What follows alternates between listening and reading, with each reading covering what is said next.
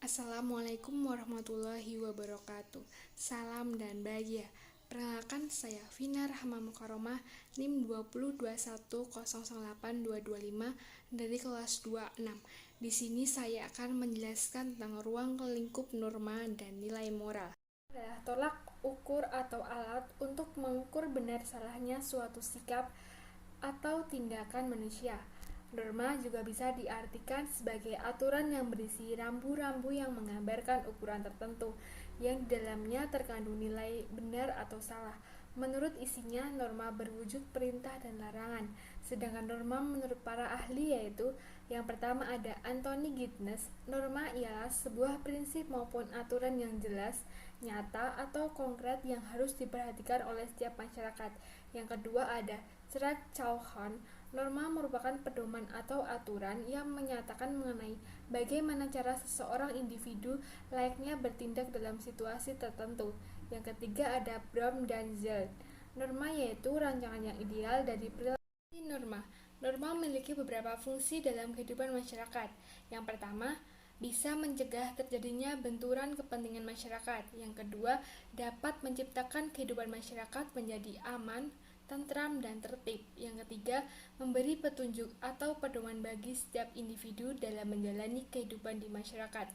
Yang keempat ada membantu mencapai tujuan bersama dalam masyarakat. Yang kelima, mengatur tingkah laku masyarakat agar sesuai nilai yang berlaku. Yang terakhir, memberikan batasan, yaitu berupa larangan atau perintah dalam berperilaku atau bertindak. Ciri norma. Norma memiliki beberapa ciri. Yang pertama, secara umum tidak tertulis. Dua, merupakan hasil dari kesepakatan. Tiga, masyarakat merupakan pendukung yang menaatinya. Yang terakhir adalah melanggar norma sosial biasanya mendapatkan sanksi atau hukuman. Jenis norma. Yang pertama adalah norma sosial, adalah kebiasaan umum yang menjadi patokan perilaku dalam suatu kelompok dan batas wilayah tertentu. Norma akan berkembang seiring kesepakatan sosial masyarakatnya. Seiring juga disebut dengan peraturan sosial. Norma menyangkut perilaku-perilaku yang pantas dilakukan dalam menjalani interaksi sosialnya. Keberadaan norma dalam masyarakat bersifat memaksa individu atau kelompok agar bertindak sesuai dengan aturan sosial yang telah terbentuk.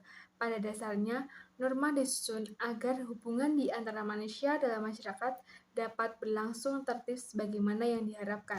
Yang kedua, norma agama adalah petunjuk hidup yang berasal dari Tuhan yang disampaikan melalui utusannya, yang berarti perintah, larangan, dan anjuran-anjurannya. Pelanggaran norma agama mendapatkan sanksi secara tidak langsung, artinya pelanggarannya baru akan menerima sanksinya nanti di akhirat berupa siksa di neraka.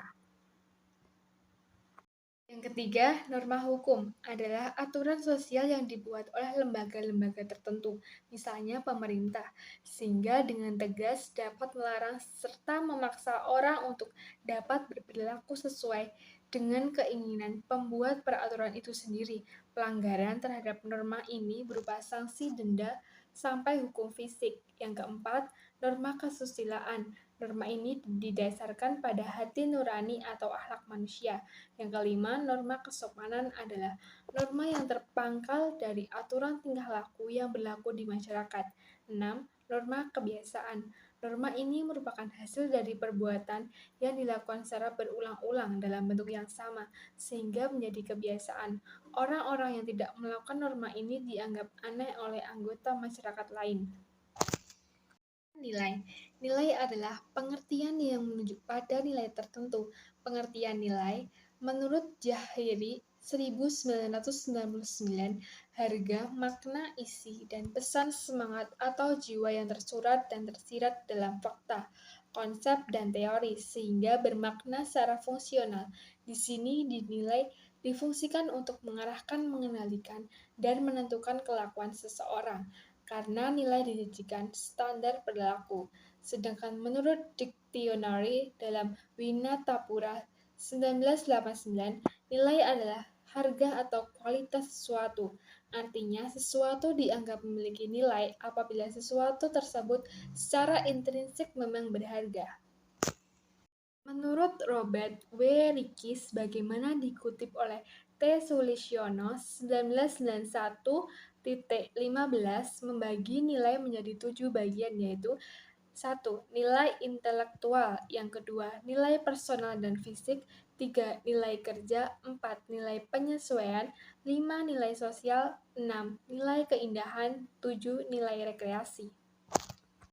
Sementara itu, Noto Nagoro membagi nilai menjadi 3 macam, yaitu 1. Nilai material, yaitu segala sesuatu yang berguna bagi unsur jasmani manusia. Yang kedua, nilai vital, segala sesuatu yang berguna bagi manusia untuk mengadakan kegiatan atau aktivitas.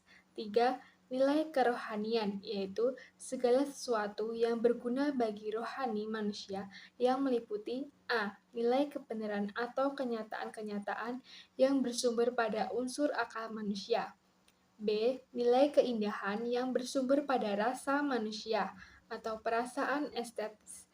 C. Nilai kebaikan atau moral yang bersumber pada kehendak atau kemauan manusia.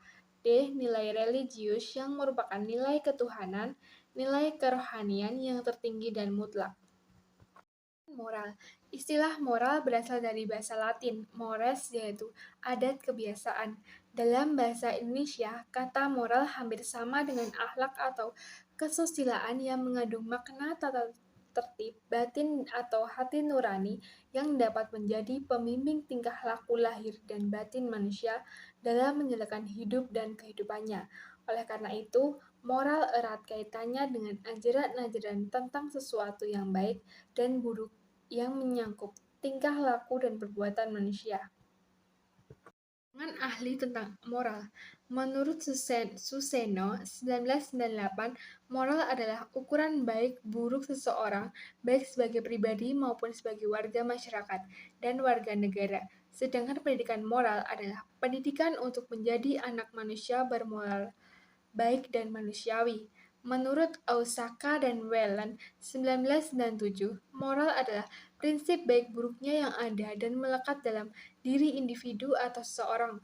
Walaupun moral itu berada di dalam diri individu, tetapi moral berada dalam suatu sistem yang berwujud aturan. Moral dan moralitas ada sedikit perbedaan, karena moral adalah prinsip baik buruk, sedangkan moralitas merupakan kualitas pertimbangan baik buruk. Moral adalah perbuatan baik dan buruk yang didasarkan pada kesepakatan masyarakat. Moral merupakan istilah tentang perilaku atau akhlak yang diterapkan kepada manusia sebagai individu maupun sosial. Moral pada dasarnya merupakan rangkaian nilai tentang berbagai perilaku yang harus dipatuhi. Moral merupakan kaidah, norma, dan pranata yang mengatur perilaku individu dalam hubungan dengan kelompok sosial dan masyarakat. Moral merupakan standar baik dan buruk yang ditentukan dengan individu oleh nilai-nilai sosial budaya individu sebagai anggota sosial. Moralitas merupakan aspek kepribadian yang diperlukan seseorang dalam kaitannya dengan kehidupan sosial secara harmonis, adil, dan seimbang. Hubungan antara nilai, norma, dan moral. Struktur ketiga aspek tersebut secara hierarkis mulai dari aspek yang paling mendasar adalah nilai, norma, dan moral. Dalam hierarki ini yang dimaksud moral dalam pengertian sikap atau tingkah laku, bukan dalam pengertian nilai moral maupun norma moral kesusilaan. Kemudian, bagaimana hubungan antara nilai, norma, dan moral? Menurut Kellan, sesuatu nilai lebih berguna dalam menuntun sikap dan tingkah laku, maka perlu lebih dikonkretkan serta diformulasikan menjadi lebih objektif, sehingga memudahkan manusia untuk menjabarkan dalam tingkah laku konkret. Wujud yang lebih konkret dari nilai adalah merupakan suatu norma. Dengan demikian, hubungan antara nilai, norma, dan moral dapat dinyatakan bahwa norma pada dasarnya merupakan nilai yang dibakukan, dijadikan standar atau ukuran bagi kualitas suatu tingkah laku. Kasus pelanggaran norma dan nilai moral. Yang pertama ada komuter lain, merupakan salah satu moda transportasi terbaik untuk melakukan perjalanan sekitar Jabodetabek. Selain nyaman dan cepat, transportasi ini juga murah. Namun di sisi lain banyak sekali hal yang mengganggu. Misalnya di setiap kereta sudah disediakan bangku prioritas untuk manula, ibu hamil dan penyandang disabilitas dan ibu membawa anak. Namun masih ada orang-orang yang tidak sadar peruntukan bangku prioritas tersebut, seperti saat berada dalam rangkaian kereta yang sesak dan masuklah seorang ibu tua. Kebanyakan dari penumpang akan masa bodoh dengan keadaan ibu tersebut. Tidak jarang mereka pura-pura tidur agar tidak terganggu. Solusinya, selain peraturan tertulis berupa gambar-gambar dari PT KCJ, seharusnya di setiap rangkaian kereta disediakan satu atau dua pegawai kereta yang bertugas menjaga tiap rangkaian gerbong dan menjaga peruntukan bangku prioritas tersebut. Selain itu, para penumpang juga diberi himpunan dari pusat informasi untuk tetap memprioritaskan manula, wanita hamil, penyandang disabilitas, dan ibu yang membawa anak. Apabila diperlukan setiap penumpang yang masih kuat berdiri namun tidak peduli, dikenakan denda dan diberikan arahan agar sadar terhadap lingkungannya dan tidak memiliki etika. Kasus yang kedua, seseorang mahasiswa diberikan tugas oleh dosennya untuk membuat tulisan yang nantinya akan diposting di blog dengan tenggat waktu yang telah ditentukan. Selama beberapa hari, mahasiswa tersebut tak mendapatkan ide untuk dituangkan dalam tulisannya, hingga akhirnya ia tahu bahwa salah satu temannya sudah memposting tugasnya di blog. Ia pun langsung mencari blog temannya tersebut dan mengcopy semua tulisan yang ada di blog temannya, tanpa meminta izin dan tidak menyantumkan sumbernya. Lalu ia mengklaim tugas tersebut adalah hasil pemikiran dia. Solusinya, untuk kasus seperti di atas, bila teman si mahasiswa ini tahu kelakuan mahasiswa, harusnya ia melaporkan kepada dosen yang bersangkutan bahwa si mahasiswa ini sudah melakukan tindakan plagiat. Selain itu, dari pihak dosen sendiri harusnya mengecek kebenaran dari tanggal posting yang tertera di blog, lalu diberikan teguran dan pemahaman tentang etika, agar mahasiswa tersebut tidak mengulangi kesalahannya di masa yang akan datang. Presentasi dari saya, apabila ada kesalahan dalam penyampaian, saya mohon maaf. Wassalamualaikum warahmatullahi wabarakatuh. Salam.